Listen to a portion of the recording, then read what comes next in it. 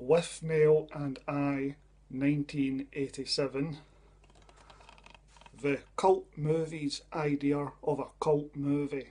Very well regarded in certain circles, certainly in the UK. I don't know what its reputation is in America, but in Britain it is very highly regarded. I don't think it's particularly funny. I've never laughed myself silly at it.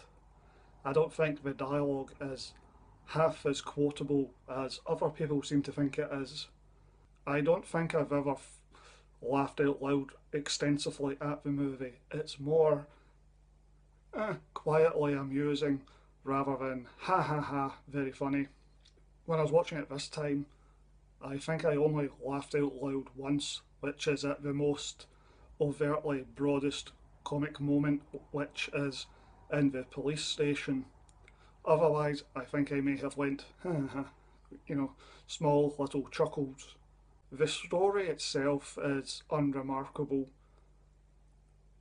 I think the strength of the movie is it has a certain texture to it, something a little extra, some sort of sense of lived in experience. The movie is semi-autobiographical to some extent. Bruce Robinson wrote and directed it, and this is a very interesting book of interviews with him. This is really well worth reading. His experience lifts it a little bit. It's slightly more elevated. It's a bit more than just a mere comedy. There's a bit of actual bite to the drama. It's as much a drama as it is a comedy. It's a good movie. I can see why it has a cult reputation. I'm not confused by that. It also has a very good use of music, most specifically the two uses of Jimi Hendrix. And it also has a Beatles song, which is very rare because the Beatles very rarely give out the rights to their music. George Harrison is the executive producer. He financed the movie through his company, and that obviously explains how they managed to get While My Guitar Gently Weeps on the soundtrack. It's the cultist of all movies, pretty much. If you want a cult comedy, far more than, say, Monty Python, this is it. This is certainly in Britain, it is the definitive cult comedy.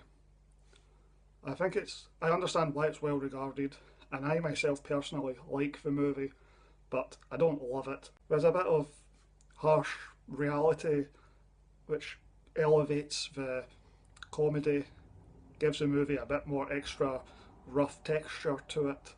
Visually it's quite nice looking. You can see the roughness. There is definitely, it's quite dark in a few places, as has been mentioned in this book. He talks about some cinematography problems, I believe, with trying to light the cottage and stuff. But it's actually quite a nice looking movie, and as I say, it just kind of gives it this extra texture. That's the word I would actually use quite a lot when describing it. It's just got a bit more texture to it than most comedies. It is an unusual movie for a comedy. There are very few comedies similar to it, so it is, I'm sure, fairly singular. There are not too many other movies filmed in this style. The style of comedy is slightly of its own. I would give Withnail and I 7 out of 10.